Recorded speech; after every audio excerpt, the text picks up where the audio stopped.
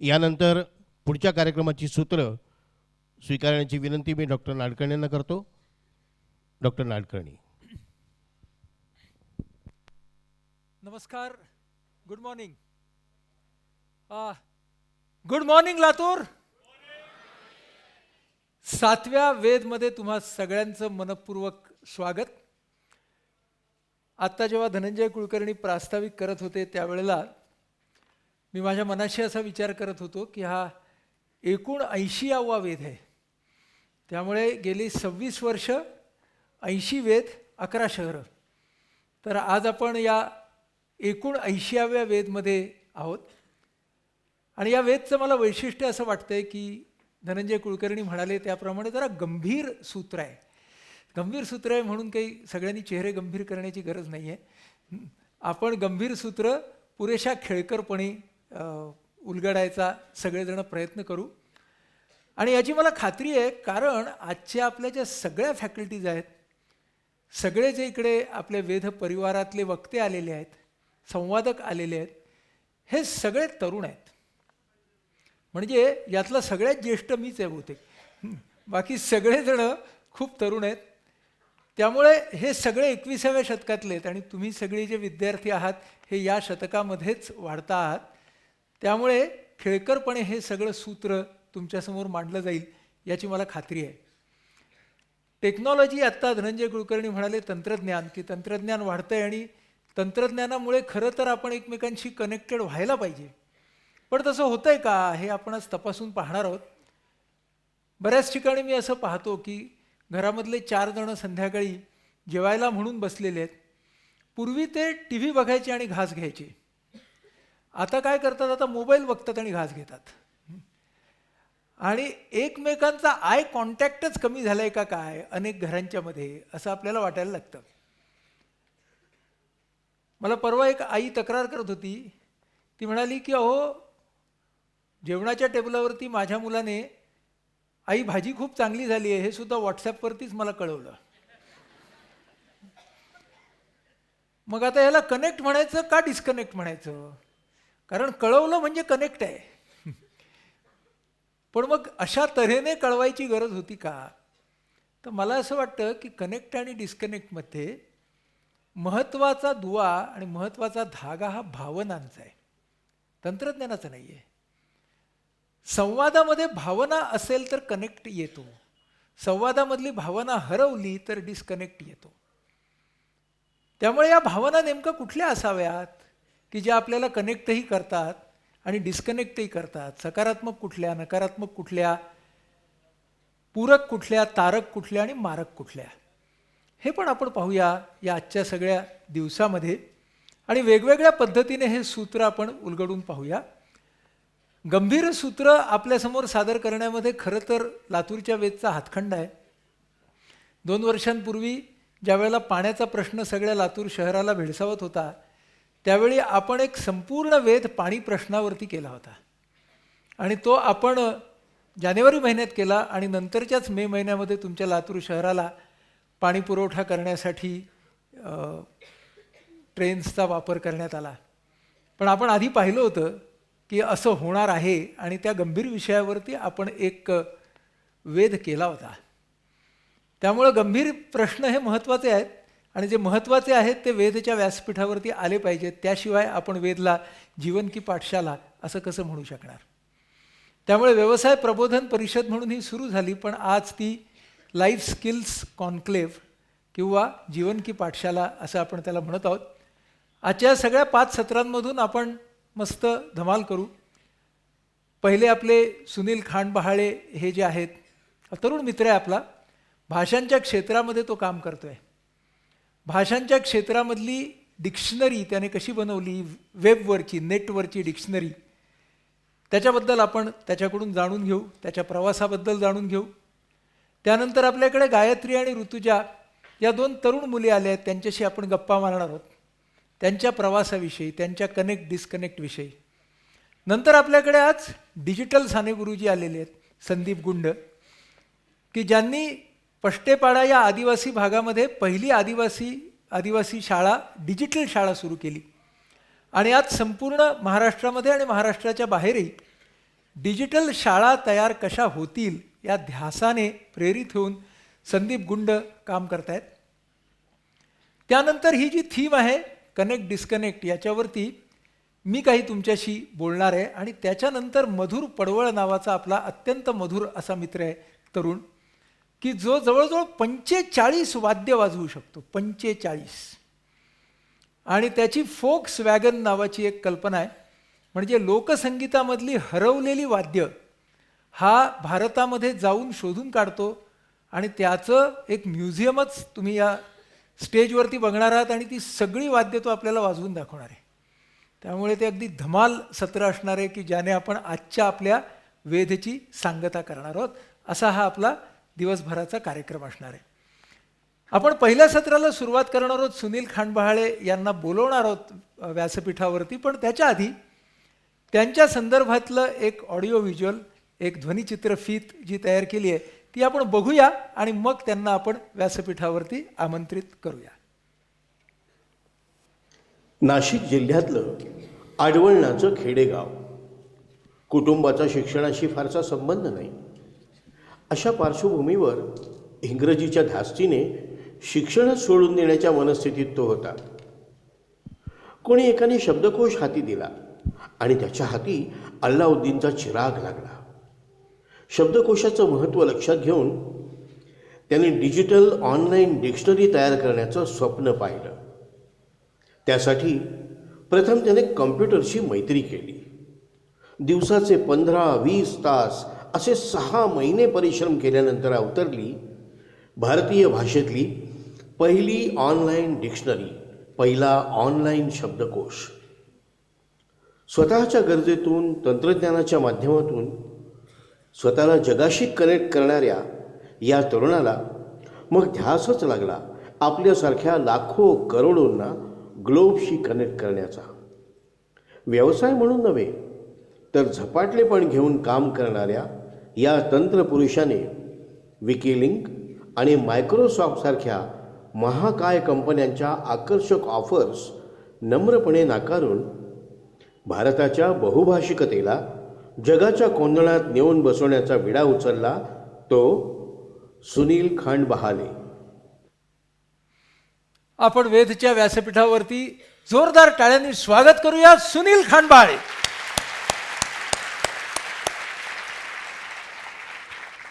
बस सुनील. सुनील आपल्या वेद परिवाराचा भागच झालेला आहे. आता 4था वेद असेल त्याचा हा. तर 4 वेदमध्ये ह्याच्या आधी त्याच्याशी गप्पा मारण्याचा योग मला आलेला आहे आणि प्रत्येक वेळेला त्या गप्पांच्या मधून आम्हाला काहीतरी नवीन मिळत असतं. सुनील घे माईक हातात. आजचं आपलं जे सूत्र आहे ना, कनेक्ट डिस्कनेक्ट, आणि तू या भाषांच्या माध्यमातून जगाला कनेक्ट करायला बघतोयस. आणि आत्ताच आम्ही हे सगळे व्हिज्युअल्स पाहिले की ज्याच्यामध्ये खांडबहाळे.com या नावाचं संकेतस्थळ आपल्याला पाहायला मिळालं. ह्या खांडबहाळे.com वरती नेमकं काय काय आहे इथून आपण सुरुवात करूया का? हां, म्हणजे मग कनेक्ट डिस्कनेक्टकडे आपल्याला येता येईल. तर ही साईट आहे ना, आणि तुझी कंपनी पण आहे, तर हे काय करतं नेमकं खांडबहाळे.com? नक्की. सर्वप्रथम लातूरकरांना माझा नमस्कार आणि आयोजकांचे मी धन्यवाद मानतो. आणि ज्या पद्धतीने आपण म्हणतो की जगात एकच गोष्ट स्थिर आहे आणि ती म्हणजे बदल. करेक्ट. तर हा बदल, जसा त्यांनी ती पंचलाईन जी जीवन की पाठशाला इथपर्यंत आणली आहे, तर तो बदल सतत घडतो आहे. आणि मला आत्ताच समजलं की 2016मध्ये इथे अपयशांचे फायदे असा विषय घेतला होता आणि आत्ता हा विषय आहे कनेक्ट डिस्कनेक्ट. चिंतनपर विषय आहे. तुम्ही म्हटलात तसं गंभीर आहे, परंतु आपण त्याला मजेशीर करूयात. आत्ता तुमच्या प्रश्नाकडे येतो. तर खांडबहाळे.com ची निर्मिती मुळात या कनेक्टिव्हिटीसाठीच झाली. बरं.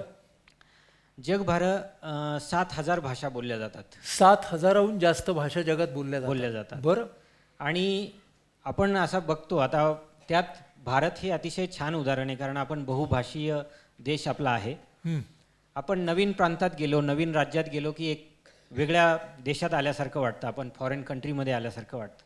म्हणजे आपल्याच देशात आपल्याला परदेशात गेल्यासारखं वाटतं. याचं कारण म्हणजे भाषा. हं. आता जर आपण ह्या भाषा जोडल्या तर अर्थातच माणसं जोडली जातील, ही त्याच्या मागची कल्पना आहे. हां, हे तू फार छानच सांगतोयस की भाषा जोडली तर माणसं जोडली जातील. अगदी नक्की. हां. कारण कोणीतरी गुजरातवरून किंवा पंजाबवरून आल्यावर इथे नमस्कार आपलं मराठीमध्ये म्हटलं किंवा आपण तिकडे जाऊन जर म्हटलं की केम छो, हं. तर जवळचं वाटतं. हं. तर ही जी कनेक्टिव्हिटी आहे, आपण हृदयापासून हृदयापर्यंत त्या जो संवाद होतो हं. तो या भाषेच्या माध्यमातून होतो. आणि म्हणून ह्या जोडणीसाठी मुळात भाषेची निर्मितीच संवादासाठी झालेली आहे, जोडण्यासाठीच झाली. जोडण्यासाठी झालेली आहे. हं.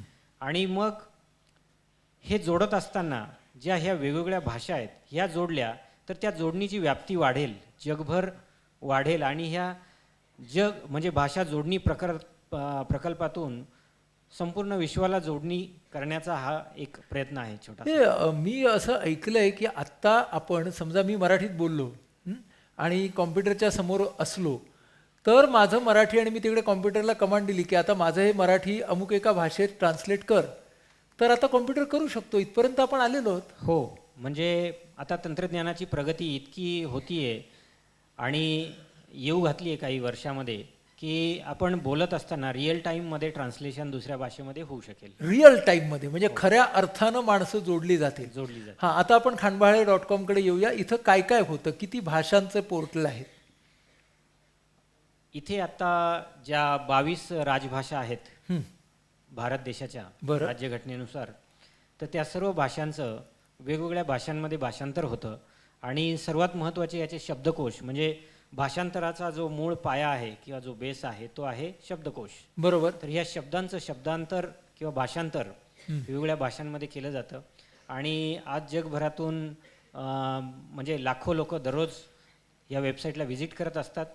त्याचबरोबर हे जे तंत्रज्ञान आहे हे वेगवेगळ्या प्लॅटफॉर्मवरती आपण उपलब्ध करून दिलं आहे. उदाहरणार्थ डेस्कटॉप कम्प्युटर्स, लॅपटॉप्स तर आहेतच, वेब बेस्ड ॲप्लिकेशन्स आहेत. आणि आपण जे आता हल्ली स्मार्टफोन वापरतो तर अँड्रॉइड प्ले स्टोअरवरती गेलं की तिथे खांडबहाले.com सर्च केलं की ते ऑफलाईन ॲप्स पण डाउनलोड करता येतात. आणि याच्या माध्यमातून मुलांना नवीन भाषा शिकता येते. मुळात आपल्याला ज्या अडचणी असतात उच्च शिक्षण घेताना, समजा इंग्रजी असेल किंवा इतर भाषा असेल, तर त्या भाषेंमधले शब्द समजून घेता येतात, म्हणजे आपल्याला आपल्या अभ्यासामध्ये प्रगती करता येते. अशा वेगवेगळ्या प्रकारचे आज जवळजवळ 150 देशांमध्ये 15 कोटीहून अधिक लोक याचा वापर नित्याने करत आहेत. थांब 150 देशांमध्ये 15 कोटीहून जास्त लोक आज या खांडबाळे.comचा वापर करतायत. क्या बात आहे, क्या बात आहे. म्हणजे या सगळ्या 22 भाषा, म्हणजे समजा मला पाईनॲपल या इंग्रजी शब्दाचं मराठी भाषांतर हवं असेल, अननस, तर मग मी पाईनॲपल आणि मराठी केलं की मला अननस मिळतं. आणि मग वेगवेगळ्या भाषांच्या मध्ये मला त्या भाषेत त्या अननसाला काय म्हणतात हे कळतं मला. आणि म्हणजेच असं की मी समजा दुसऱ्या कुठल्या राज्यामध्ये गेलो तर मला पटकन माझ्या स्मार्टफोनवरती सुद्धा दुकानामध्ये मी असेन, मार्केटमध्ये असेन, एसटी स्टँडवर असेन, तर मला शब्द मिळू शकतील. नक्की, कारण आपण आता जगाचा एक भाग आहोत आणि आजच्या युगामध्ये आपल्याला सतत कुठल्या तरी नवीन राज्यात, कुठल्या तरी नवीन देशात, नवीन प्रांतात अभ्यासासाठी म्हणा, नोकरीसाठी म्हणा, व्यवसायासाठी म्हणा जावंच लागतं. आणि अशा वेळी आपण तिथली भाषा जर स्थानिक भाषाशी जर जोडलं जाऊ शकत असू या तंत्रज्ञानाच्या माध्यमातून, त्यासारखं चांगलं काय. हे मला सांग, कधी तूच स्वतः दुसऱ्या राज्यामध्ये किंवा देशामध्ये जाऊन तुझीच साईट यूज केली आहेस का?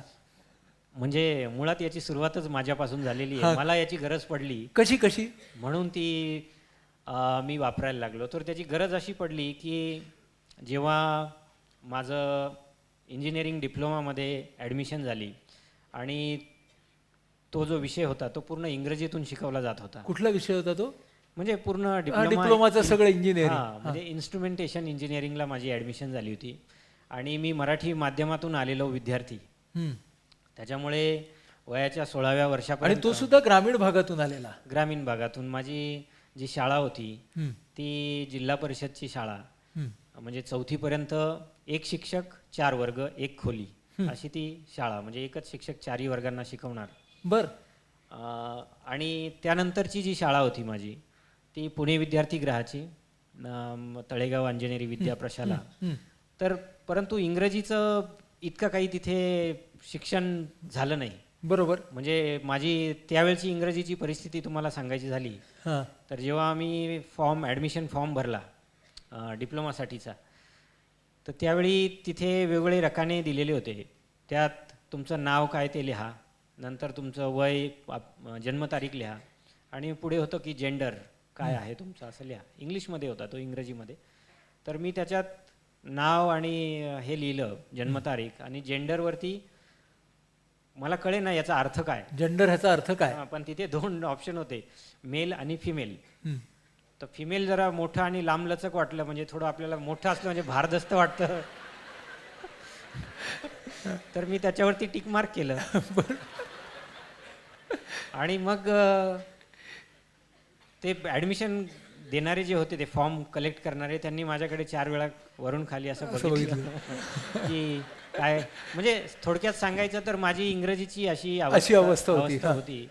आणि मग त्यानंतर मला तिथे गेल्याच्या नंतर क्लास व्हायला लागले, रेग्युलर तासिका व्हायला लागल्या. तर त्यावेळी मला अगदी दरदरून घाम फुटायचा वर्गामध्ये, की आपल्याला हे तर काहीच समजत नाही, सगळं डोक्यावरनं जातंय.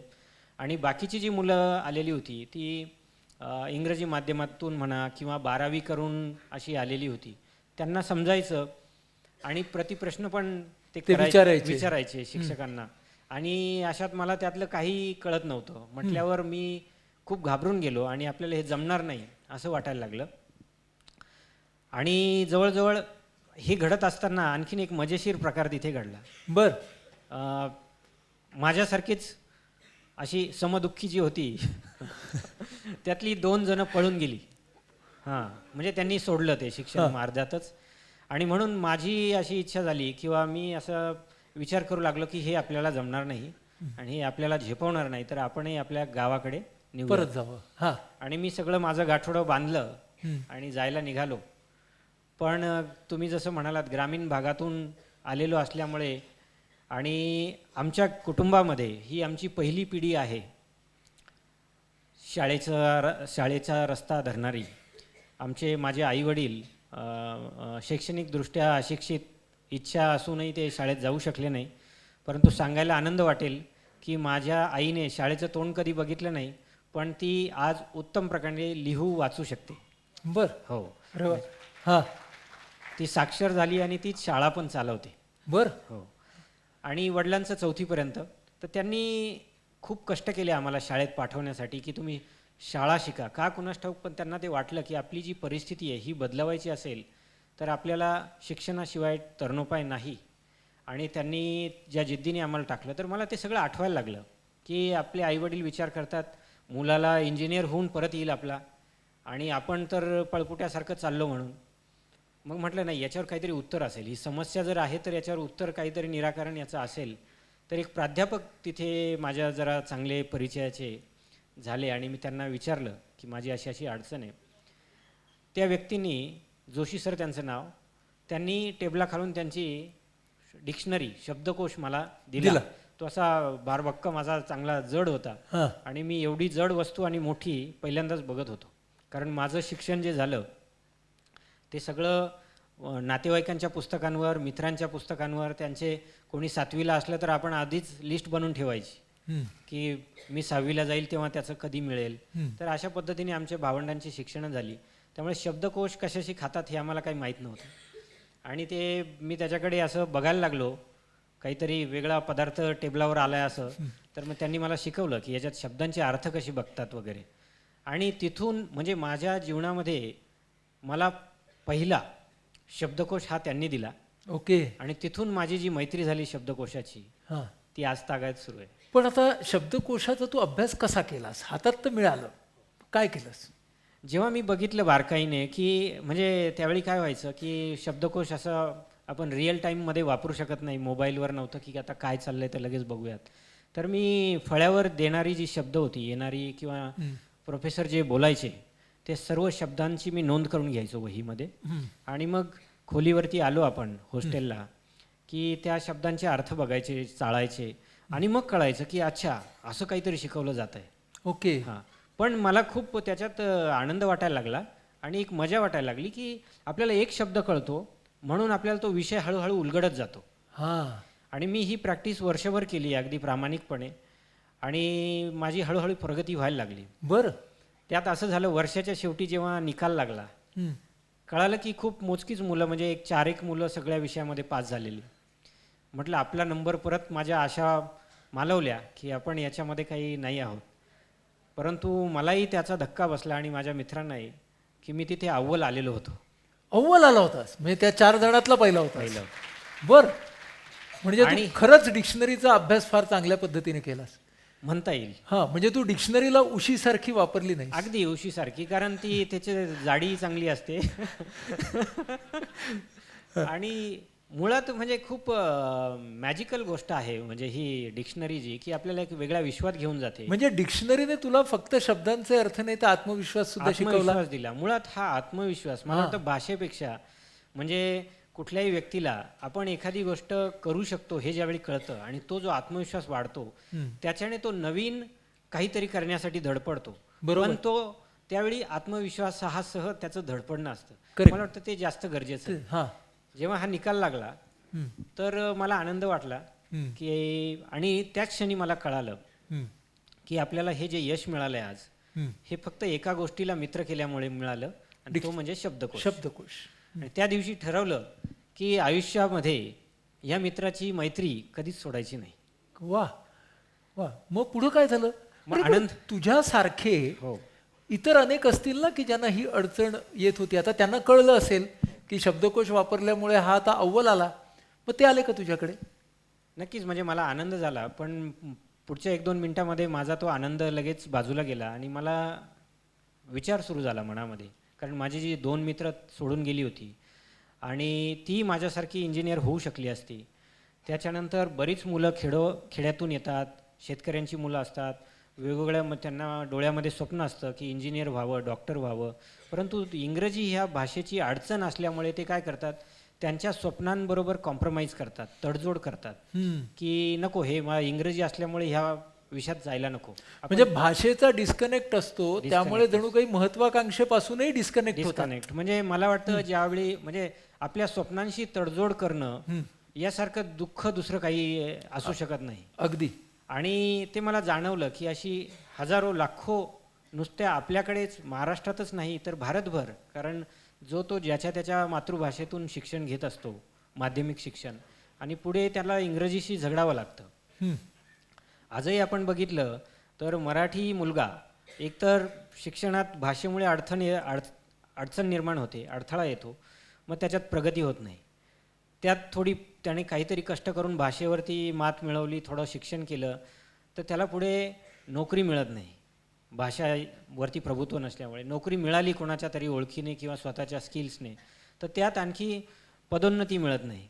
हीच गोष्ट व्यवसायात देखील आहे.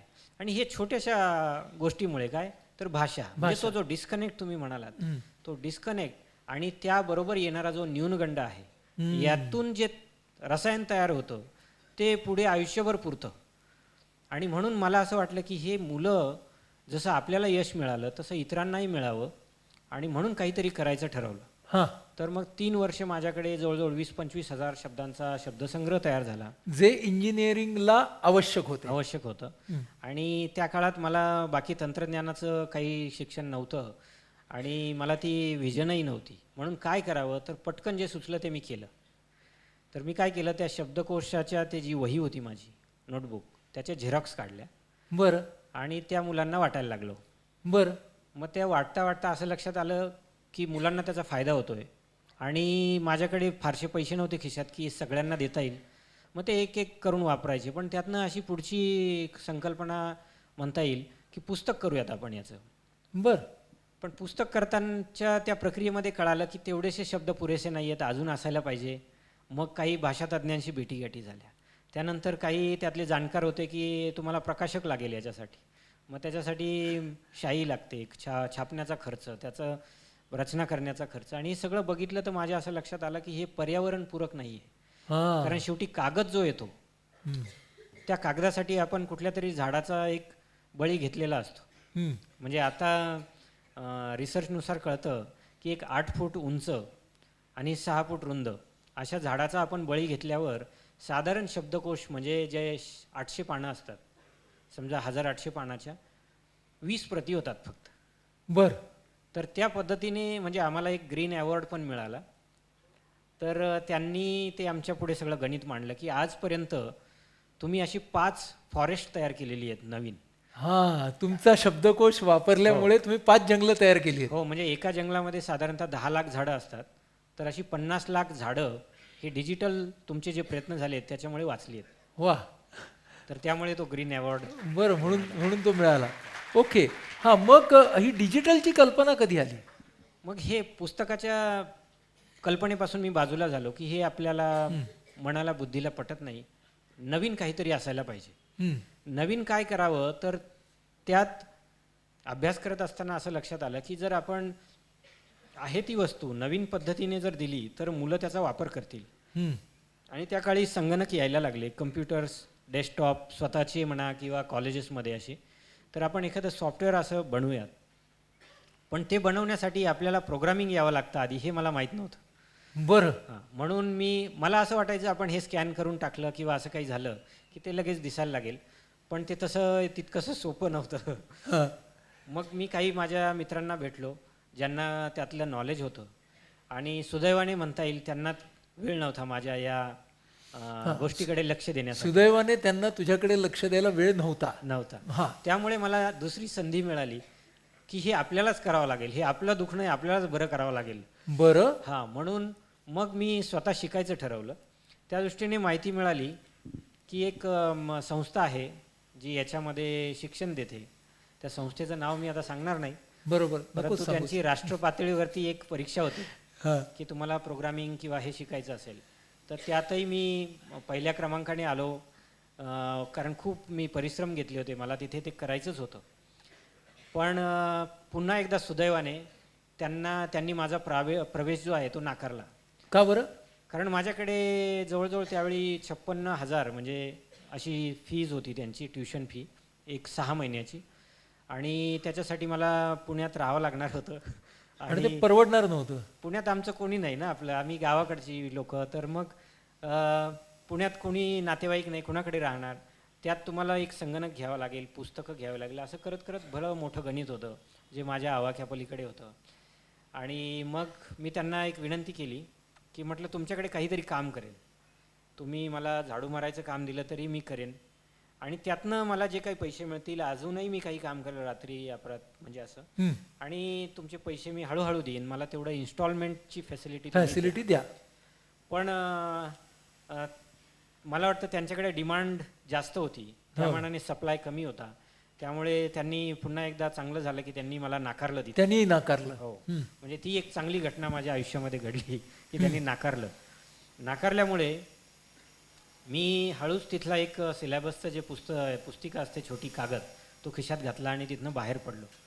अपमानित वाटलं मला थोड्या काळासाठी की पैशासाठी आपल्याला इथे प्रवेश नाकारला, कुणालाही वाईट वाटेलच. परंतु एक मनाशी जिद्द बाळगून, आणि त्यावेळी मला एक विचार सुचला. म्हणजे बघा, छोट्या छोट्या गोष्टी आपण शाळेमध्ये शिकत असतो किंवा आपल्याला शिक्षक सांगतात, त्याचा किती परिणाम होतो मनावरती. तर मी एकलव्याची गोष्ट ऐकून होतो आणि मला कुठेतरी रिलेट झाल्यासारखं वाटलं, कनेक्ट झाल्यासारखं वाटलं त्या गोष्टीबरोबर, त्या एकलव्याबरोबर. आणि मी अक्षरशः घरून पळून गेलो म्हटलं तरी चालेल, कारण घरी ही गोष्ट सांगितली नाही की असा काही उद्योग करणार आहे. आणि त्याला आम्ही गावात राहणार होतो, त्यामुळे गावात या विषयांचा काही संबंध नव्हता. म्हणून मी थोडासा निमशहरी जो भाग आहे सातपूर म्हणून, तिथे आलो. एक मित्राच्या मदतीने एक छोटी खोली घेतली 10 बाय 10ची. दुसऱ्या मित्राकडनं एक संगणक मिळवला, तिसऱ्या मित्राकडनं एक पुस्तकं मिळवली काही. आणि पुढची 6 महिने, कारण मी ठरवलं होतं तो सिलेबस असा मी देवाचा फोटो लावतो तसा चिपकवून ठेवला होता भिंतीला, की जसं जसं त्यांचं विषय पूर्ण होत येतील तसं तसं माझं इथे पूर्ण झाला पाहिजे. बरं. आणि सांगायची गोष्ट म्हणजे त्यांच्या आधी माझा झाला, 4 महिन्यामध्येच पूर्ण झाला स्वतः. पुढची मला आठवत नाही, तो झपाटलेला पिरियड एक असा होता माझ्या आयुष्यामध्ये की 22 तास, 24 तास, 48 तास, 72 तास, मला काही विचारू नका. दिवस कधी झाला, रात्र कधी झाला, झोपलो कधी, उठलो कधी, खाल्लं काय, मला काही आठवत नाही त्या पिरियडमधलं. मला फक्त एकच आठवतं, माझा संगणक आणि माझं पुस्तकं, अभ्यास करायचा आणि त्याच्यावर प्रॅक्टिकल करायचं. हे असं दिवस रात्र मी सत्र चालू, म्हणजे connected to computer. Connected to computer. हां. आणि ते करत असताना आणखी एक दुसरी म्हणजे माणसाची जशी नियती पण एक परीक्षा घेत असते, तशी नवीन परीक्षा मला द्यावी लागली त्यात. बरं. हे सततचं बसणं माझं असल्यामुळे मला कमरेचा माकड हाडाचा त्रास सुरू झाला, बरं. मणक्याचा. आणि तो इतका झाला की ब्लिडिंग व्हायला लागलं. आणखी त्याच्या डिटेल्समध्ये मी फारसं जात नाही. हां, पण त्रास खूप झाला. त्रास खूप झाला आणि डॉक्टरांनी सांगितलं की याचं ऑपरेशन करावे लागेल. बरं. ऑपरेशन झालं त्याचं आणि त्यांनी असा सल्ला दिला की तुम्ही आता हे बसायचं काम मात्र करू नका आणि ते होणार नाही, कारण तुम्हाला आता ज्या पद्धतीचं ऑपरेशन झालं आहे त्याच्यामुळे तुम्हाला बसता येणार नाही. आणि मला त्यावेळी सगळ्यात जास्त दुःख झालं, म्हणजे मला ज्यावेळी ते इंग्रजी समजत नव्हतं तेव्हा दुःख नाही झालं, किंवा मला इथून या संस्थेने नाकारला प्रवेश तेव्हा दुःख नाही झालं, परंतु आत्ता ह्या क्षणी इतकं दुःख झालं की आपल्याला हे अगदी तोंडाशी आलेला घास कसा बाजूला घेतला जातो तसं. म्हटलं नाही, काहीतरी करूया त्याच्यावर. आणि मग मी काय केलं, तर जो टेबलवरती मी कम्प्युटर ठेवलेला असायचा तो खुर्चीमध्ये ठेवला जिथे मी बसायचो, आणि असं आडवं पडून टेबलावरती ते मी कीबोर्ड आणि हे. अच्छा, म्हणजे तू टेबलावरती असा आडवा पडायचास, हो. समोर खुर्चीवरती कॉम्प्युटर ठेवायचास, म्हणजे पाठ अशी राहायची कंबर, हो आणि असं उलटं शिकलास. उलटं शिकलो. काही उभं राहायचं, काही आडवं पडून. पण पुढच्या 6 महिने म्हणजे जो पिरियड होता, मला वाटतं ही घटना झाली तोपर्यंत 3-1 महिने झाली होती, आणि पुढचे 3 महिने, तर या 3 महिन्यामध्ये त्यावेळच्या जगातल्या जेवढ्या काही प्रोग्रामिंग लँग्वेज होत्या तेवढ्या मी शिकू शकलो एकट्याने. एकट्याने. बाप रे, बाप रे. हां. आणि त्यानंतर जे सर्च इंजिन तयार झालं, हं. तर त्याला जगातला पहिला मराठी शब्दकोश हा डिजिटल स्वरूपात उपलब्ध झाला. जगातला पहिला मराठी डिजिटल शब्दकोश एका माणसाच्या अविरत प्रयत्नांनी तयार झाला. वा. इथे मला सांगायला आवडेल की ते ॲक्च्युली शब्दकोश नसून तो एक सर्च इंजिन होतं. ते हं. म्हणजे गुगलचा सुद्धा जन्म झाला तो 2002 नंतर, की आपण कुठल्याही टर्म्स तिथे टाकल्या की आपल्याला सर्च करून त्याचा रेफरन्सेस मिळतात. परंतु हे 2000 सालीच हं. आपण जगातलं पहिलं मराठी सर्च इंजिन अशा प्रकारचं बनवलं होतं बरं. की 50,000 शब्द असलेले रेफरन्सेस अगदी within a fraction of second स्क्रीनवरती यायचे. यासाठी तुला मायक्रोसॉफ्ट तर्फे तुझा एक सन्मान झाला ना? सन्मान तर झाले नंतर, परंतु त्यावेळी मला सांगायला कोणी नव्हतं की हे बाबा रे तू सर्च इंजिन बनवलंय. आणि अजून असं म्हणजे मला वाटतं जीवनामध्ये मार्गदर्शक, ज्याला आपण गुरु म्हणतो, याची खूप गरज असते, आणि ती योग्य वेळी मिळणं पण खूप गरजेचं असतं. आणि मला ज्यावेळी कळालं की एक चांगला लोकसंग्रह किंवा चांगल्या व्यक्तींच्या संपर्कात आपण यायला पाहिजे, तिथून माझी वाटचाल सुरू झाली. ज्यांना ज्यांना ते कळालं त्यांनी त्याला प्रसिद्धी दिली, काही लोकांच्या भेटीगाठी दिल्या, आणि त्यातनं मग पुढे हे जे पारितोषिक वगैरे सगळं झालं. तिथे आपण येऊ, पण कंपनी काढावी हो, असं मग का वाटलं? कारण मग तो शब्दकोश तर तयार झाला, आता लोकांना द्यायचा कसा? तर माझ्याकडे एक कम्प्युटर होता, त्यावरती ते सॉफ्टवेअर माझं चालायचं. मग मी काय केलं की त्याची कॉपी बनवली CD वरती आणि ती दुसऱ्या कम्प्युटरवरती द्यायला लागलो. तर तिथे ती चालायची नाही. कारण असं होतं की माझं जे कम्प्युटर मी तयार केलं होतं त्याच्यात सगळ्या प्रोग्रामिंग लँग्वेज, त्याला म्हणतात प्रोग्रामिंग एन्व्हायरमेंट, ते त्याच्यामध्ये लोड होतं. ते वातावरण ज्याला मराठीमध्ये ते लोड होतं, त्यामुळे त्याच्यावरती चालायचं. आणि माझ्याकडे एकच 486 असा कम्प्युटर होता. मग मी काय करायचो, इकडे का चालत नाही, इकडे का चालतं, मग त्या एरर्स काय येतात त्या लिहून घ्यायचो एका कागदावरती. मग पुन्हा आलो की कम्प्युटरवरती आता नव्याने सॉफ्टवेअर बनवायला पाहिजे, कारण जर आपण त्या एन्व्हायरमेंटमध्ये आपण बनवलं तर त्या चुका निघणार नाहीत. मग त्याला फॉर्मॅट करायचं, म्हणजे अगदी पार्टिशन करायचं हार्ड डिस्कचं, एफ डिस्कपासून. म्हणजे MS DOS लोड करायचं, मग विंडोज लोड करायचं, मग प्रोग्रामिंग लँग्वेजेस लोड करायच्या, मग ते सॉफ्टवेअर पुन्हा लिहायचं किंवा आपल्याकडे आहे ते लोड करायचं, त्याच्यातल्या चुका दुरुस्त करायच्या, मग पुन्हा दुसऱ्याच्या कम्प्युटरवर CD ती वापरून बघायची, मग पुन्हा ती चालायची नाही, मग ती आपण पुन्हा त्या रेक्टिफाय करण्यासाठी पुन्हा इकडे येऊन पुन्हा फॉर्मॅट. असं हे दिवस रात्र चक्र चालू राहायचं. हां. हळूहळू मला असं लक्षात आलं की आपण जास्त कम्प्युटर्स आता एकावर चालायला लागलं, मग दुसऱ्यावर चालवायला पाहिजे, तिसऱ्यावर पाहिजे. तर लोकांची कम्प्युटर क्रॅश व्हायला लागली माझ्या मित्रांची. बर ते मला बघितलं की दरवाजा बंद करायचे. बर कारण त्यांना माहित होतं हा काहीतरी उद्योग करण्यासाठी आलेला आहे आणि कम्प्युटर बिघडणं म्हणजे लोकांना हात लावणं सुद्धा कसं. तर त्यातनं मला कळायला लागलं की ज्यांच्याकडे ते दिलं आहे त्यांना त्याचा उपयोग व्हायला लागला आहे. त्यांच्याकडनं ज्या प्रतिक्रिया मला मिळत आहेत आणि मग मी काही शिक्षकांना दिल्या, काही विद्यार्थ्यांना दिल्या, काही विषयतज्ञांना दिल्या. ते म्हणे की हे खूप सुंदर आहे, याचा खूप फायदा होतो आहे आणि मग यातनंच तुम्ही याचा प्रमाण आणखीन वाढवलं पाहिजे. परंतु अशा किती सीडीज देणार ना. त्या सीडीज होण्यापर्यंत कंपनी नव्हती. हां म्हणजे मला फक्त द्यायचं होतं कारण याचा फायदा लोकांना होतोय एवढंच चालू होतं. ते एक प्रॉडक्ट आहे हे सुद्धा मला माहीत नव्हतं. बर पण मला एक कळालं की भारतामध्ये किंवा महाराष्ट्रामध्ये असे किती लोक आहेत ज्यांच्याकडे स्वतःचा संगणक आहे आणि मग त्याच्यावरती हे लोड करून घेतील सीडीज आणि मग त्याचा वापर करतील. तर आपण असं काहीतरी करूयात की जेणेकरून जास्त लोकांना याचा वापर करता येईल. मग आपण जर हे सगळं सॉफ्टवेअर सेंट्रल सर्व्हरवरती टाकलं एखाद्या आणि तिथून सगळ्यांनी ॲक्सेस केला तर. आणि म्हणून मी ती कल्पना राबवायला चालू केली. नंतर मला कळालं की ॲक्च्युली मी स्वतःची वेबसाईट बनवत होतो. ओ बर म्हणजे वेबसाईट काय आहे हे मला माहीत नव्हतं परंतु ती बनवली गेली होती. आणि मग लोकांचा वापर तोपर्यंत भारतीय भाषांमध्ये म्हणजे मी मराठी, हिंदी किंवा गुजराती या अशा वेगळ्या भाषांमध्ये त्या ऑनलाईन टाकल्या. तोपर्यंत आपल्या देशामध्ये जास्त प्रांतिक भाषेंमध्ये काही उपलब्ध नव्हतं म्हणून त्याला जगभरातून हिट्स मिळायला लागल्या. आणि मग मला लक्षात आलं की आपल्या ज्या काम करण्याच्या कक्षा आहेत त्या एकदम रुंदावल्या गेल्यात. म्हणजे परिसर, राज्य, देश आणि जगपातळीवर गेले आहेत. तर आपण आता याला एक चांगलं स्वरूप द्यावं आणि त्यातून ही निर्मिती झाली.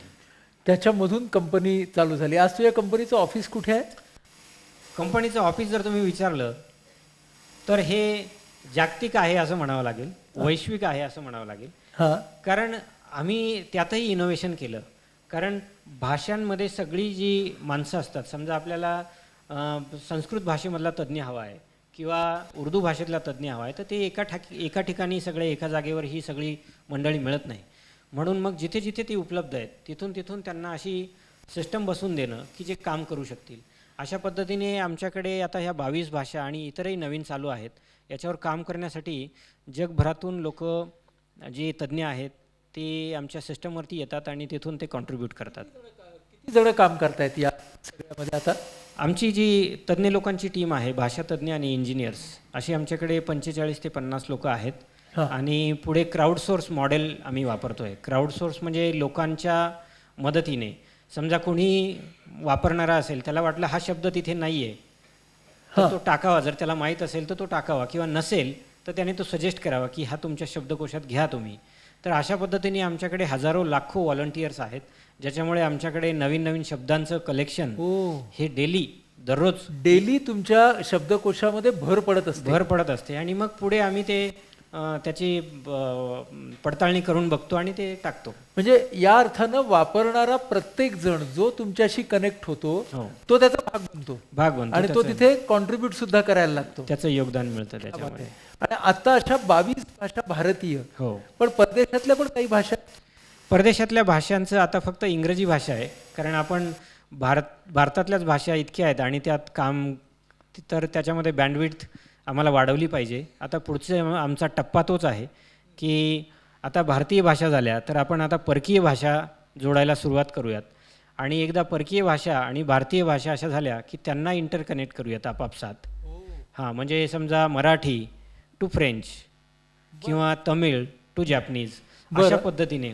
कारण आम्हाला एक कल असा लक्षात आला आहे की परदेशातली बरीचशी लोक आज भारतीय भाषा शिकण्यासाठी प्रयत्नशील आहेत. आता त्याच्या मागे काय कारणं आहेत हे आपण खरंच विचार करण्यासारखं आहे. त्यामध्ये भारताचा होणारा विकास म्हणता येईल, बौद्धिक विकास म्हणता येईल, आर्थिक विकास म्हणता येईल. त्यानंतर भारताकडे असलेलं जे मानव संसाधन जे आहे, ह्युमन कॅपिटल, जी तरुण देश आपला, आज आपल्याकडे जो तरुण वर्ग आहे काम करणारा तो म्हणता येईल.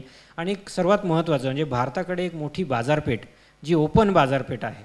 कारण चायना जर म्हटलं तर बरंचसं त्यांचं क्लोज्ड मार्केट आहे आणि त्यांची स्वतःची अशी एक व्यवस्था आहे. त्या मानाने मग दुसऱ्या टप्प्यात भारतच येतो. मग या ना त्या कारणाने आपले भारताशी ऋणानुबंध असावेत, आपण भारताला कनेक्ट व्हावं या असं जगातल्या अनेकांना वाटतं. वाटतं, व्यावसायिकांना वाटतं, संशोधकांना वाटतं, तरुणांना वाटतं, उद्योजकांना वाटतं, आणि म्हणून ते भारतीय भाषा शिकण्याच्या प्रयत्नात आहेत. मग ही शिकताना त्यांनी फक्त हिंदीत शिकावं का? महाराष्ट्रातही चांगल्या ऑपॉर्च्युनिटीज आहेत, संधी आहेत. मग त्यांनी जर मराठी शिकलं, म्हणजे समजा एखादा जॅपनीज माणूस असेल, त्याला जर मराठी शिकण्याची व्यवस्था आपण करून दिली तर तो आपल्याकडे येऊ शकतो दिल्लीला जाण्याऐवजी. बरोबर. हां, म्हणून अशा पद्धतीने ही जग जोडणीचा कार्यक्रम आता चालू आहे. क्या बात आहे. हा जगाला भाषेच्या माध्यमातून जोडण्याचा हा कार्यक्रम चालू आहे. पहिल्या टप्प्यामध्ये कुठल्या कुठल्या जगातल्या भाषा असणार आहेत तुझ्या या पटावरती? याच्यामध्ये अर्थातच मेंडरीनची, म्हणजे चायना आणि आपण बंधू आहोत, त्याच्यामुळे आपल्याकडे व्यापाराची देवाणघेवाण मोठ्या प्रमाणात असते. विद्यार्थी आपले तिकडे जात असतात, तर त्याच्यामुळे, आणि जगातली सर्वात मोठी इंग्रजी नंतरची बोलली जाणारी भाषा ती आहे म्हणजे चायनीज, मॅन्डरिन लँग्वेज. नंतर त्याच्यानंतर मग युरोपियन कंट्रीजमधल्या काही लँग्वेजेस आहेत, त्यात आणखीन पुढे गेलं तर स्पॅनिश आहे, फ्रेंच आहे. टप्प्याटप्प्याने आपण घेऊयात. असं काही आहे का की आता जगातल्या 20-30 भाषा या 22 भाषांशी जोडायचा असा काही एक मोठा प्लॅन आहे? नक्कीच. त्याआधी आमचा आणखी एक प्लॅन असा आहे की आपल्याकडे जशा ह्या 22 भाषा मी सांगितल्या राजभाषा, त्याचप्रमाणे इतर भाषा ज्या आहेत बोलीभाषा त्याही मोठ्या प्रमाणात आहेत. हो. म्हणजे जसं ऐराणी झालं, विदर्भ मराठवाड्यात गेलो आपण तिकडे वऱ्हाडी झाली, अशा अनेक भाषा आहेत. कोकणातली गोवन भाषा आहे. तर यावरती सुद्धा काम होणं गरजेचं आहे. कारण खऱ्या अर्थाने त्यांना जास्त गरज आहे. पहिलं म्हणजे शिक्षण प्रवाहात येणं, आणि मग शिक्षण प्रवाहात आल्यावर जी प्रगतीचा जो प्रवाह आहे पुढचा, व्यावसायिक म्हणता येईल त्याला, त्याच्यात येणं. त्यामुळे हे दोन्ही कामं पॅरलली आमची चालू आहेत. एकतर बोलीभाषांना जोडणं आणि त्यानंतर परदेशी ज्या आंतरराष्ट्रीय भाषा आहेत त्यांना जोडणं. हो. आता तुझी कंपनी हे सगळं काम करते आहे, तू एक उद्योजक आहेस. मग या तुझ्या उद्योगामधला फायदा, नफा, तोटा तू कसा मोजतोस? फायदा, नफा, तोटा म्हणजे हे तिन्ही शब्द मला न आवडणारे आहेत. मला वाटतं याची निर्मिती जी झाली, म्हणजे अजूनही माझी तीच धारणा आहे की आपण कर्म करावं असं गीतेत सांगितलं आहे, आणि फळाची अपेक्षा, म्हणजे कर्तव्य करणं हे आपल्याकडे एक व्यक्ती म्हणून असतं, आणि त्याच्यावर काय फळ द्यायचं आहे हे सृष्टीकडे असतं. तर त्या विचारधारणेनं फायद्या तोट्याचं गणित मी कधी मांडलं नाही, आजही मांडत नाही. परंतु आपण जर काही चांगलं काम घेतलं असेल तर त्याला सृष्टीची साथ नक्की असते. मग तुम्ही त्याला देव म्हणा, निसर्ग म्हणा, काही म्हणा.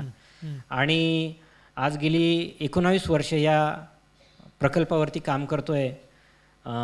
दैवयोगाने, सगळ्यांच्या आशीर्वादाने कुठली अडचण आलेली नाही आहे, सगळं सुरळीत चालू आहे. त्याच्यामुळे मला वाटतं आनंद म्हणजे हे स्वानंदासाठी केलेलं काम आहे. मला इंग्रजीची अडचण होती म्हणून ती शिकावी यासाठी शब्दकोश त्याची मदत घेतली. मग तो इतरांना मिळावा, जास्त लोकांना मिळावा, म्हणून जसजशी गरज पडेल संगणकी CD स्वरूपात, मग CDवरती घेतल्यावर लक्षात आलं की एवढं पुरेसं नाही, आपण याची वेबसाईट करायला पाहिजे. मग वेबसाईट केल्यावर लक्षात आलं की फक्त 10% लोकांनाच कनेक्टिव्हिटी आहे इंटरनेटची, म्हणून मग आपण स्मार्टफोनवरती आणलं. स्मार्टफोनवर लक्षात आलं की फक्त काही लोकांकडेच, म्हणजे 50% लोकांकडे स्मार्टफोन आहे, बाकीच्यांकडे साधे फोन असतात, ते फक्त हाय हॅलो किंवा टेक्स्ट करू शकतात.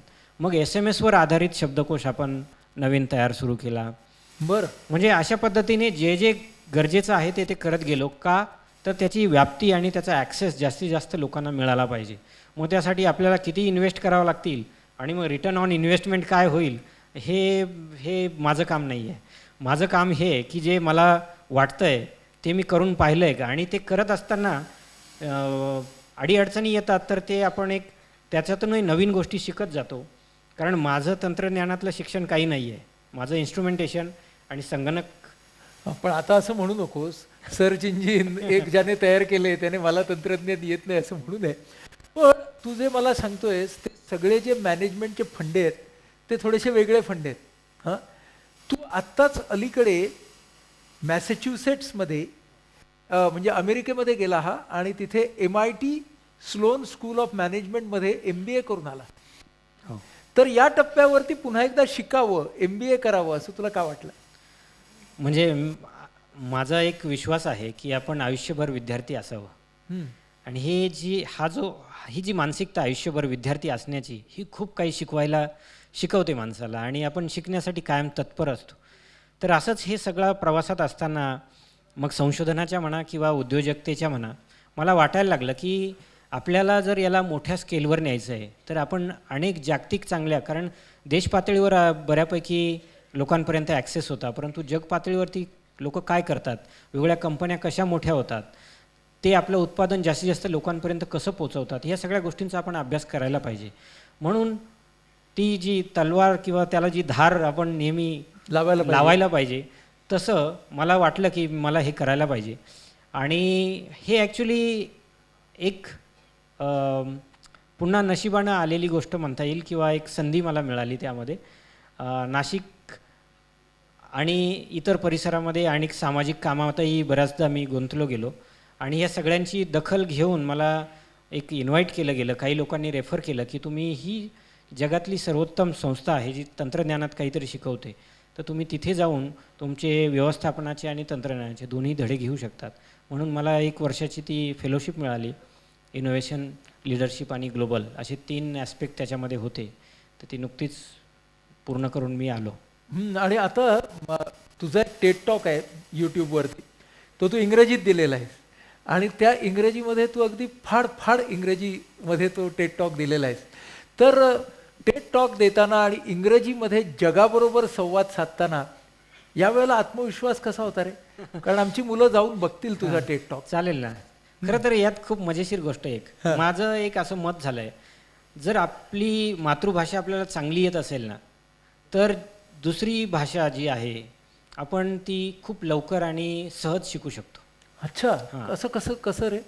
म्हणजे आपल्या मातृभाषेतलं जे ज्ञान आहे, आपले शब्दसंग्रह म्हणता येईल, हां, आणि त्या भाषेवरती एक जवळीकता आणि प्रभुत्व नाही म्हणणार मी, परंतु सहज संवाद साधण्याची जी कला आहे किंवा लिखाणाची असेल, ती जर येत असेल तर इतर कुठल्याही भाषा शिकणं खूप सोपं आहे. म्हणजे फक्त कीवर्ड वेगळा असतो, त्याचं जे प्रोनन्सिएशन किंवा लिहिण्याची पद्धत वेगळी असते, भावना शेवटी त्याच असतात. करेक्ट. आणि म्हणून भाषा शिकण्यासाठी मला असं वाटतं की मातृभाषेतून जर मुलांचं शिक्षण झालं असेल तर ते जास्त, आणि आता याच्यावर संशोधनही झालं आहे बऱ्यापैकी, तर आत्मविश्वास नक्की वाढतो माणसाचा. तुम्ही विचारलं मूळ प्रश्न की आत्मविश्वास कसा होता. मला आत्मविश्वास असा होता की एक खेड्यातून आलेला मुलगा, म्हणजे तिथे मी as a Sunil Khandbahale TED talk देतोय असं मला वाटत नव्हतं. मला असं वाटत होतं की एक गावातून आलेला मुलगा, त्यांचं रिप्रेझेंटेशन मी करतोय आणि त्यांना मी रिप्रेझेंट करतोय कुठेतरी जगाच्या समोर, याचा जास्त मला आनंद आणि तो आत्मविश्वास त्यातून आलेला होता. वा वा. आणि त्याला किती प्रतिसाद मिळाला रे? त्याला प्रतिसाद प्रचंड मिळाला. म्हणजे टेडमध्ये येणारी जी, आता जसं आपण वेद प्लॅटफॉर्म बोलतोय, हा मातृभाषेमध्ये आपल्या होणारा आणि स्थानिक लेवलला, स्थानिक पातळीवरती होणारा हा किंबहुना त्याहीपेक्षा चांगल्या दर्जाचा कार्यक्रम आहे असं मी म्हणेन. कारण यामध्ये जो ऑडियन्स असतो, आपण खूप थॉटफुली तो ऑडियन्स घेतलेला आहे, पालक, शिक्षक आणि विद्यार्थी. तसं टेडमध्ये त्यांनी एक विचार करून की जगभर जी काही बदल करू पाहणारी किंवा काहीतरी नवीन करू पाहणारी जी लोकं आहेत, मग त्यात संशोधक असतात, काही विचारवंत असतात, प्रज्ञावंत, लेखक, साहित्यिक, कलाकार, तंत्रज्ञानातली लोकं, काही कंपन्यांचे मालक असतात, इन्व्हेस्टर्स असतात, अशा सगळ्यांचा तो ऑडियन्सचा ग्रुप असतो. त्यामुळे मला एकदम तो जागतिक प्लॅटफॉर्म मिळाला आणि अनेक लोकांकडनं इन्व्हिटेशन आलं की तुम्ही आमच्याकडे या, आमच्यासोबत काम करा, किंवा आमच्याकडनं तुम्हाला अशी मदत आम्ही देऊ करतो, किंवा असं काही नवीन करता येईल का. त्यामुळे माझ्या आणखी ज्या कक्षा आहेत आणि ज्या ऑपॉर्च्युनिटीज आहेत त्या वाढल्या, त्या वाढल्यात. आपण तुझ्या भावी योजनांच्या मध्ये एक योजना पाहिली की जगातल्या सर्व भाषांचा कनेक्ट हा भारतातल्या भाषांबरोबर आपल्याला लावायचा आहे. याच्या व्यतिरिक्त तुझी आता स्वप्न काय काय आहेत? माझं स्वप्न असं आहे, मला असं वाटतं की आपण तंत्रज्ञान आणि मानव या नात्याने भाषा, त्यात सर्वांगीण विकासाला भरपूर सारी प्रगती केली आहे आणि करू पाहतोय. आणि सर्वात मानवाचा जी उत्सुकता लागून राहिलेली आहे, म्हणजे जो गुण आहे तो म्हणजे क्युरियासिटी, उत्सुकता, कुतूहल. तर त्या दृष्टीने आपण एलियन्सचा शोध घेतोय की परग्रहावरती जीवसृष्टी असेल का. तर माझं स्वप्न असं आहे की जर आपल्याला यदाकदाचित ह्या, आणि नक्की लागेल तो, की परग्रहावरती ही जे एलियन्स आहेत, ही जीवसृष्टी आहे, त्यांचा शोध लागला किंवा त्यांनी आपल्याला शोधलं, तर माझं असं स्वप्न आहे की तो त्यावेळचा जो संवाद आहे ना, तो इतका सोपा असावा की आपल्याला एलियन्सची भाषा समजावी आणि एलियन्सला आपली भाषा समजावी. वा वा. हा, मला वाटतं म्हणजे तुझ्यासारख्या भाषेतल्या माणसाने हे असंच स्वप्न पाहायला पाहिजे. हे तुला बघायचं आहे. हो, मुळातच आपण को एक्झिस्ट करतो. म्हणजे इंडिव्हिज्युअल एक व्यक्तिगत म्हणून आपली निर्मिती जरी होत असली तरी आपण एक लक्षात घेतलं पाहिजे असं मला वाटतं की आपण या सृष्टीचा एक भाग आहोत. त्याच्यामुळे आपल्याला हे कुतूहल नेहमी असायला पाहिजे आणि त्यासाठी आपण प्रयत्नशील असलं पाहिजे की मला प्राण्यांची भाषा कशी समजेल, मला वनस्पतींची भाषा कशी समजेल, किंवा सृष्टीतले जे वेगवेगळे आविष्कार आहेत त्याचा अर्थ मला कसा जाणून घेता येईल, आणि त्याचसोबत माझा इथे काय रोल आहे. सृष्टीने निर्माण केलं म्हणजे त्यामागे काहीतरी कारण असणार, तर ते कारण काय आहे. तर याच्यासाठी सुद्धा सेल्फ कनेक्ट हा पण खूप महत्त्वाचा आहे. मला सांग की आता एका बाजूने तू एक कुटुंब वत्सल माणूस आहेस, तुला 2 छान अशी गोजीरवाणी मुलं आहेत. आली ती. हा, आणि ती पण आली आहे तिकडे. तर त्यांच्याबरोबर भाषेचा कनेक्ट कसा साधतोस तू एक पालक म्हणून? मध्ये मी आता एक माझ्या सोशल मीडियावरती आणि माझा ब्लॉग आहे तिथे एक पोस्ट टाकली होती की लहान मुलांशी संवाद कसा साधावा, म्हणजे त्यांच्याशी बोलावं कसं आणि कंसात ऐकावं कसं, म्हणजे त्यांच्याशी बोलावं कसं आणि ऐकावं कसं.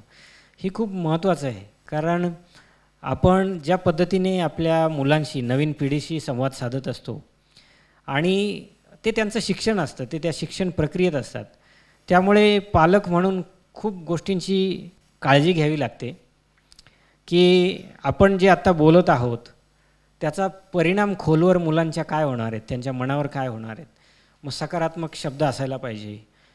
शक्यता म्हणजे कुठल्याही गोष्टी ज्या आहेत त्या सहज शक्य आहेत, आणि त्यासाठी तुम्ही जर एक पाऊल पुढे उचललं तर जग तुम्हाला मदत करण्यासाठी धावत असतं किंवा येतं तुमच्या मागे. कुठलीही गोष्ट पैशाशिवाय अडून राहत नाही. त्याचबरोबर तुम्ही जगाशी कनेक्ट होत आहेत, मित्र, त्याच्यानंतर जसजसे मोठे होतील तसं त्याची व्याप्ती वाढत जाते, आणि आता सोशल मीडिया आहे. परंतु हे होत असताना आपला जो स्वतःचा कनेक्ट आहे, ज्याला सेल्फ कनेक्ट म्हणू शकतो, आपली स्वतःची आवड, ही कशी विसरू नये. मग यासाठी आम्ही काय करत असतो, म्हणूनच आता वेदला तुम्ही बघितलं असेल, मागच्या वेदला पण आम्ही सहकुटुंब आलो होतो. बरोबर. आणि आत्ताही लातूरला आलो. तर मला आणि मी एक नाटक याचा प्रभाव सांगतो. मी ॲक्च्युली 9वीमध्ये असताना मी माझ्या मुलांचा असं एक नाटक बघितलं होतं. त्या नाटकामध्ये असं दाखवलं होतं की जो व्यक्ती असतो तो खूप कष्ट करतो.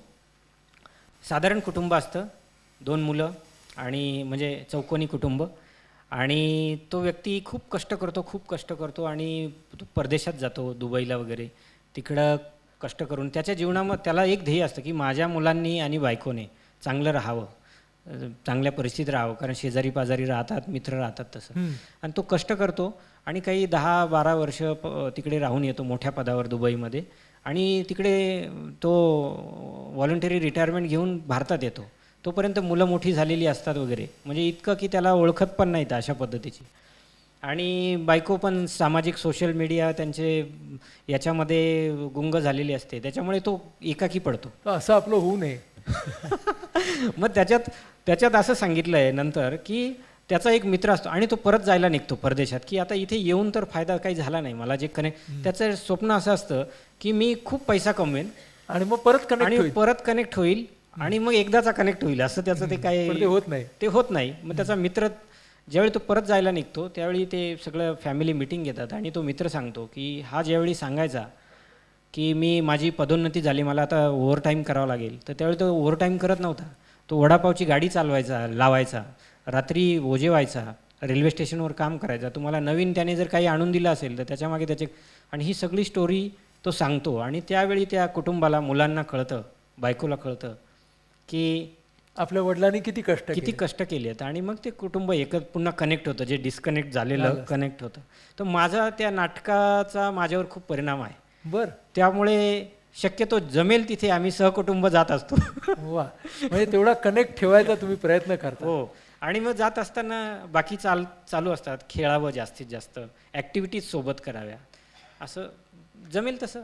जमेल तसं करावं आणि तो कनेक्ट ठेवावा. हो. ही गोष्ट फार महत्वाची आहे, कारण शेवटी थेट संवाद, थेट स्पर्श याला अजून पर्याय नाही. आणि मुळात माणसाचं मला असं वाटतं यश जे आहे, आपण एक व्यक्ती म्हणून यश, कारण आता मी इथे तुमच्यासमोर तुम्ही माझी मुलाखत घेतायत आणि स्टेजवर बसलो आहे, परंतु हे एक प्रातिनिधिक स्वरूपात आहे. एकट्याचं यश असं कधी नसतं.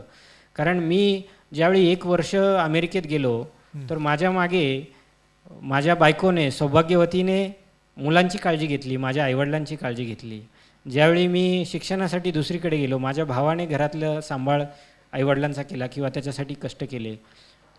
आईवडिलांचा त्याच्यामागे किती मोठा त्याग आहे, मुलांचा सुद्धा आहे. हो, तर आणि समाजसुद्धा प्रत्येक वेळी मदत करतं. त्यामुळे मला वाटतं हे सगळं सांघिक यश असतं आणि त्याचं एक रिप्रेझेंटेशन करायला मिळणं म्हणजे हे एक आणखी सन्मान आहे हा. हो, सन्मान आहे. आता मी तुझ्यासाठी एका रॅपिड फायर राऊंडकडे येतो. आता आपण रॅपिड फायर राऊंड देऊया सुनीलला. हो. वाक्य पूर्ण करा. माझे आई बाबा म्हणजे माझ्यासाठी दैवत. दैवत. वारकरी संप्रदायाने मला शिकवलेल्या गोष्टी म्हणजे. सहिष्णुता. थोडं एक्सप्लेन कर. सहिष्णुता म्हणजे. सहिष्णुता म्हणजे जसं मला असं वाटतं की आपल्याला दुसऱ्याच्या वेदनांची जाणीव झाली पाहिजे. आपल्यामुळे दुसऱ्याला दुःख नको, किंवा दुसऱ्याच्या जे दुःख आहे ते किंबहुना आपल्याला ते जाणवलं तरी पाहिजे, समजलं पाहिजे, जाणवलं पाहिजे. ती जी सहिष्णुता आहे ती खूप गरजेची आहे आणि ती वारकरी संप्रदायामध्ये त्याच्यातून तुला मिळाली आई वडिलांच्या द्वारे, माध्यमातून. हो, म्हणजे मला कळत नाही की मी तर त्या अभ्यासक्रमात पास झालो होतो, परंतु मला का वाटावं की दुसऱ्यांना पण मदत केली पाहिजे. बरोबर. तर हे तिथूनच कुठून तरी. माझ्या डिक्शनरीचा वापर करणारा संतुष्ट माणूस मला भेटतो किंवा फोन करतो तेव्हा तो माझ्यासाठी देव असतो. कारण शेवटी त्या देवासाठी मी सगळं करत असतो. मला त्या देवाने दिलेली ती संधी असते. वा वा. भूतकाळामध्ये ज्यांनी मला हिणवलं, ज्यांनी माझा अपमान केला, अशी एखादी व्यक्ती आता माझ्या ऑफिसमध्ये येते तेव्हा मी सर्वप्रथम त्यांचे आभार मानेन, धन्यवाद देईन. माणसाच्या सगळ्याच इच्छांची पूर्ती झाली असती तर मला वाटतं हा विकास कुठेतरी थांबला असता. ही जी प्रगती आहे मानवाची ती कुठेतरी थांबली असती जर सगळंच पूर्ण झालं असतं तर. माझ्या मनात असणारा एखादा बेत, एखादी योजना, एखादा प्लॅन पूर्ण झाला नाही तर मी स्वतःला मी आणखी त्याच्यासाठी शिकवतो. म्हणजे त्याच्यासाठी त्याला लागणारे जे स्किल्स आहेत ते मी अपडेट करतो. म्हणजे तू स्वतःकडे बघतोस आणि मी कुठे कमी पडलो त्याचा विचार करून पुढे जातो. माझ्यासाठी ती आणखी एक संधी असते शिकण्याची. तुझ्यासाठी ती आणखी एक संधी असते शिकण्याची. आता तुझ्या आवडीनिवडी विचारतो. तुझा आवडता खाण्याचा बेत, खायला काय आवडतं? मला पुरणपोळी आवडते. पुरणपोळी, वा, होळी जवळ येतेच आहे आता. पुरणपोळी आवडते. आरामाची माझी व्याख्या. आरामाची व्याख्या म्हणजे काम केल्याने मला आराम मिळतो. आरामाची व्याख्या म्हणजे काम. वा. आमची कामाची व्याख्या कधी कधी आराम असते. माझ्यावर ज्यांचा प्रभाव पडला आहे अशा 3 व्यक्ती. पंडित भीमसेन जोशी. बरं. त्यानंतर एक रोटरीचे जे आहेत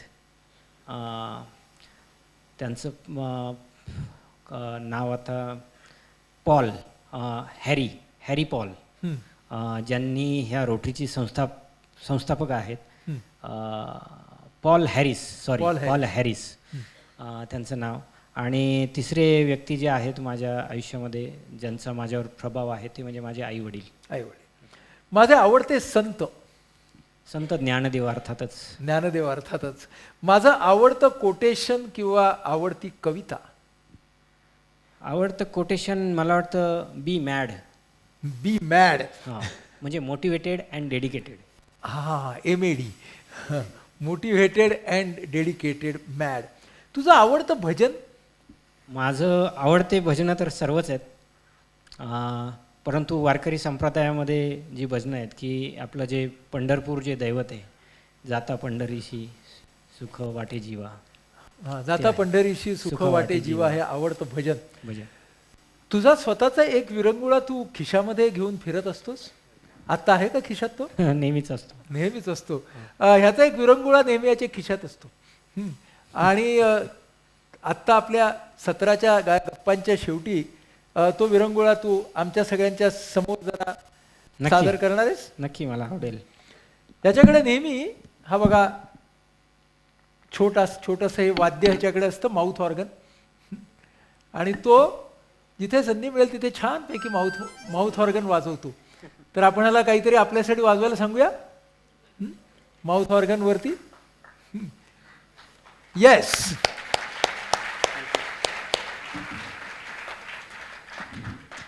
तुला हवं ते सूर वाजव आमच्यासाठी.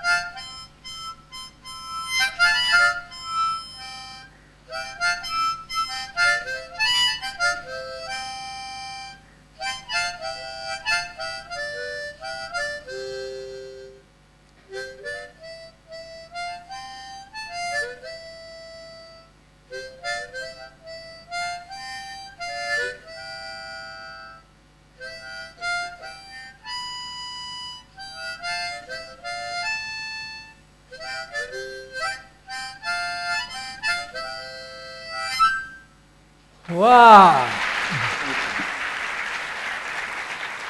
एक प्यार का नगमा है, मौजों की रवानी है, जिंदगी और कुछ भी नहीं, बस तेरी मेरी कहानी है. कुछ खोकर पाना है, कुछ पाकर खोना है. जीवन का मतलब ये आकर आना और जाना है. 2 पल के इस जीवन में एक उम्र चुरानी है, जिंदगी और कुछ भी नहीं, बस तेरी कहानी है. क्या बात, क्या बात. मित्रो, आपल्याला काय काय मिळालं? गप्पा जेव्हा सुरू होत्या तेव्हा मी सुद्धा काही काही वाक्य जे बोलत होता सुनील ती लिहून घेत होतो. पहिलं मला असं मिळालं, सुनील, समस्या असेल तर उत्तर मिळेल. नाहीतर आम्ही लोक काय करतो, समस्या आली की आम्ही बसतो, आयला केवढा मोठी समस्या, आता काय होणार. पण तुझ्याकडून शिकण्यासारखं आहे की समस्या असेल तर उत्तर मिळेल. दुसरं खूप महत्त्वाचं वाक्य तू आम्हाला सांगितलं, स्वप्नांशी तडजोड करण्यासारखं दुःख नाही. बऱ्याच वेळेला मला काय मिळालं नाही याचं दुःख मला फार असतं, एखादी गोष्ट माझ्याकडे नाही याचं, एखादी वस्तू माझ्याकडे नाही याचं दुःख मला फार असतं, पण स्वप्नांशी तडजोड करण्यासारखं दुःख नाही. पुढचं वाक्य की आपलं दुखणं आपल्याला सोडवायला लागेल. आणि हे फार महत्त्वाचं आहे. बऱ्याच वेळेला माझं दुखणं असतं आणि मी वाट बघत राहतो की कोणीतरी सोडवेल, पण तो कोणी नसतोच. म्हणजे मला तो आठवतोयस तू की कंबर तुझी दुखते आहे, पाठ दुखते आहे, तू असा टेबलावरती झोपलेला आहेस, पुढे खुर्ची आहे, त्याच्यावरती संगणक आहे आणि तू तुझ्या दुखण्याचं उत्तर स्वतः शोधतोयस. नंतर मला एक छान वाक्य मिळालं, माणसानं चांगलं काम केलं तर सृष्टीची साथ मिळते. फार मस्त वाक्य की अरे चांगलं काम करूया, सृष्टी साथ देईल. स्वतःचा आनंद हा नफ्यापेक्षा खूप महत्त्वाचा आहे. हे अजून एक वाक्य मिळालं, अनेकांच्या कनेक्टमधून व्यक्तीचं यश येतं. म्हणजे फक्त स्वतःला कनेक्ट करायला नको, सांघिक आहे ते, हे मला कळलं. आणि आत्मविश्वास आला की कनेक्ट येतो, न्यूनगंड आला की डिस्कनेक्ट येतो, हे मला समजलं. आणि हा एक खूप महत्त्वाचा मुद्दा मला मिळाला. आणि हे सगळं करत असताना तुमच्या लक्षात आलं असेल मित्र की भाषेमधली सहजता सुनीलची किती आहे. किती छान पद्धतीने तो प्रवाहामध्ये मराठी बोलत होता आपल्या सगळ्यांच्या बरोबर. शब्दसंग्रह त्याचा किती छान होता. पण त्या शब्दसंग्रहाच्या बरोबर त्याचं भावनांचं भान सुद्धा मला फार महत्त्वाचं वाटलं. प्रत्येक शब्दाच्या मागे भावना असते आणि ती लक्षात घेतली तर आपण जास्तीत चांगला संवाद साधू शकतो. साधी गोष्ट आहे, पालक म्हणून आपण बऱ्याच वेळेला आपली मुलं काहीतरी पडझड करत असतात तर आपण त्यांना ते टाकू नकोस असं म्हणतो. टाकू नकोस म्हणण्यापेक्षा नीट धर असं म्हणत नाही आपण. हां, खरं म्हणजे नीट धर असं म्हणायला पाहिजे ना, तर कनेक्ट येईल. टाकू नकोला कुठेतरी मेंदूमधलं कनेक्शन टाकू असं म्हटल्यावरती हात टाकतात, धर म्हटलं की हात धरतात. त्यामुळं मेंदूचा विचार करायला पाहिजे बोलताना. एखादं मूल झाडावरती चढत असेल तर पडशील असं म्हणण्यापेक्षा सांभाळून चढ असं म्हटलं पाहिजे. कारण शब्द हे फक्त शब्द नसतात, तर शब्दांच्या मागे भावना असतात. आणि म्हणून भाषा ही कनेक्ट किंवा डिस्कनेक्ट याचं माध्यम असते. तेव्हा भाषेकडे कसं पाहावं हे तू आज आम्हाला सांगितलंस. आणि आज आपल्याला हा असा एक नम्र, रुजुता असणारा, मार्दव असणारा असा एक तरुण पाहायला मिळाला की ज्याच्या कंपनीमध्ये ज्याचं ॲप्लिकेशन 150 देशातले 15 कोटी लोक वापरत आहेत. 22 राजभाषांना अनेक विश्वभाषांची जोड ही व्यक्ती देत आहे. सुनील, तुझ्या पुढच्या सगळ्या स्वप्नांच्या पूर्तीसाठी आणि तुझ्या आयुष्यातल्या पुढच्या सगळ्या कनेक्शन्ससाठी आमच्याकडून खूप खूप शुभेच्छा. जोरदार टाळ्यांनी आपण निरोप देऊया सुनीलला आणि वेदतर्फे आपण त्याचा एक सन्मान करूया. सुनील, लातूरच्या या वेदतर्फे तुला ही स्नेहभेट. Thank you so much. जोरदार टाळ्या. Thank you so much.